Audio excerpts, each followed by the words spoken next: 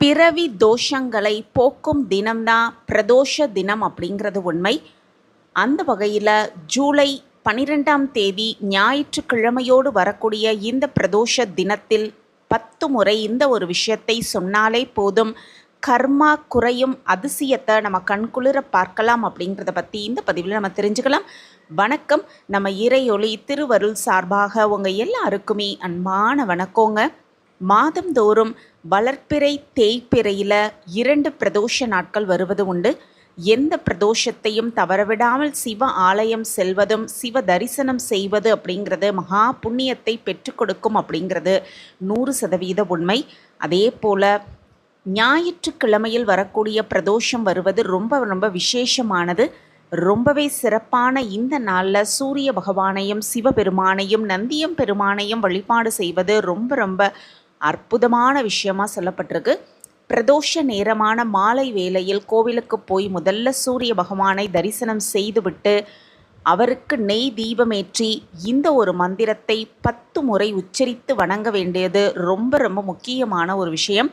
அந்த மந்திரம் என்ன அப்படின்னு பார்த்தோன்னா, சூரிய பகவானின் காயத்ரி மந்திரம்.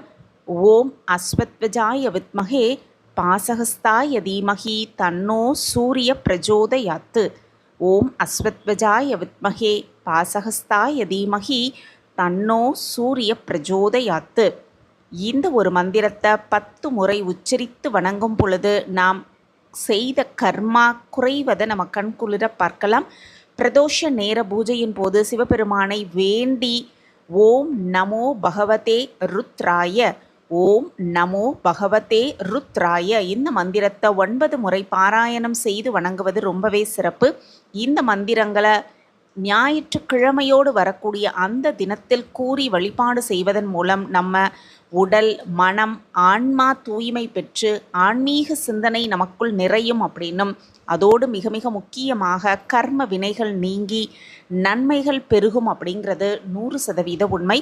அதே போல் இந்த நாளில் சிவபெருமானுக்கும் நந்தியம் பெருமானுக்கும் நடைபெறும் அபிஷேக ஆராதனைகளில் கலந்துக்கிட்டு அபிஷேகத்துக்கு தேவையான பொருட்களை வாங்கி கொடுப்பது ரொம்ப புண்ணியத்தை பெற்றுக் கொடுக்கும் அப்படின்னும், சிவ ஆலயங்களுக்கு சென்று சிவபெருமானையும் நந்தியம் பெருமானையும் வணங்குவது நம் வாழ்வில் வளம் சேர்க்கும் அப்படிங்கிறது உண்மை. ஒவ்வொரு கிழமையில் பிரதோஷம் வந்தாலும் கூட ஞாயிற்றுக்கிழமையில் வரக்கூடிய பிரதோஷம் சூரிய திசை நடப்பவர்கள் ஞாயிறு அன்று வரும் பிரதோஷத்திற்கு மறக்காமல் சென்று தரிசனம் செய்ய வேண்டும் அப்படின்னும், இதனால் சூரிய பகவானின் அருள் கிட்டும், அதோடு இந்த திசையினால் வரும் துன்பம் விலகும் அப்படிங்கிறது உண்மை. பிரிந்த குடும்பம் ஒன்று சேரும், தம்பதி ஒற்றுமை மேலோங்கும் அப்படிங்கிறது தெரிஞ்சுக்கிட்டு ஞாயிற்றுக்கிழமையோடு வரக்கூடிய அந்த பிரதோஷ நாளை தவறவிடாமல் சிவபெருமானின் வழிபாடை செய்து நந்தியம் பெருமானின் வழிபாடை செய்து மிக சுலபமாக அவர்களின் ஆசிர்வாதத்தை பெற்றுக்கொள்ளலாம். பிரதோஷ தினத்தில் அதிகாலையில் நீராடி திருநீறு அணிந்து சிவநாமம் சொல்ல நமச்சிவாய ஓதி உபவாசம் இருப்பது ரொம்பவே சிறப்பு. அன்று காலை முதல் பிரதோஷம் முடியும் வரை உணவு தவிர்த்து பிரதோஷ தரிசனம் முடித்து பிரசாதம் உண்டு விரதத்தை முடிக்க வேண்டும். பின்னர் இரவு உணவு சாப்பிடலாம் அப்படிங்கிறது உண்மை. இப்படி 16 பிரதோஷங்கள் விரதமிருந்து சிவபெருமானை வழிபாடு செய்தோனா சிவன் அருள் நிச்சயமாக கிட்டும் அப்படின்னும், பிரதோஷ காலம் அப்படிங்கிறது சூரியன் அஸ்தமனத்திற்கு முன் 3.25 நாளிகையும் சூரியன் அஸ்தமனத்திற்கு பின் 3.25 நாளிகையும் சொல்லுவாங்க. ஒரு நாளிகை அப்படிங்கிறது 24 நிமிடங்கள். 1 மணிக்கு 2.5 நாளிகைகள் அப்படின்னு பார்த்தோன்னா சராசரியாக மாலை 4 மணியிலிருந்து இரவு 7:30 மணி வரை பிரதோஷ காலம் இருக்குது.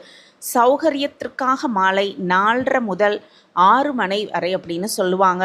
ஆனால் சராசரியாக பார்த்தோன்னா 4 மணியிலிருந்து 7:30 மணி வரைக்கும் இருக்கக்கூடிய அந்த பிரதோஷ நேரத்தில் எம்பெருமான் ஈசனை வணங்கி எல்லாம் வல்ல ஈசனின் ஆசிர்வாதத்தை முழுமையாக பெற்றுக்கொள்ளலாம்.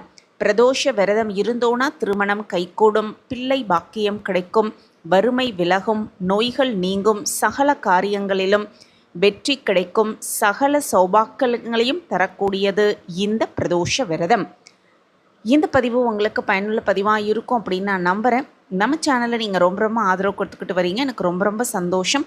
உங்கள் ஆதரவும் மென்மேலும் கிடச்சிக்கிட்டே இருக்கும் அப்படிங்கிற நம்பிக்கையோட மீண்டும் ஒரு புதிய பதிவில் பார்க்கலாம். இந்த பதிவு உங்களுக்கு பிடிச்சிருந்ததுன்னா மறக்காமல் லைக் பண்ணுங்கள், ஷேர் பண்ணுங்கள், அப்படியே ஒரு கமெண்ட்டையும் போட்டுருங்க. உங்கள் கமெண்ட் தான் எங்களுக்கு மிகப்பெரிய ஒரு ஊக்கமாகவே இருக்கும். மீண்டும் ஒரு புதிய பதிவில் பார்க்கலாம். நன்றி, வணக்கம்.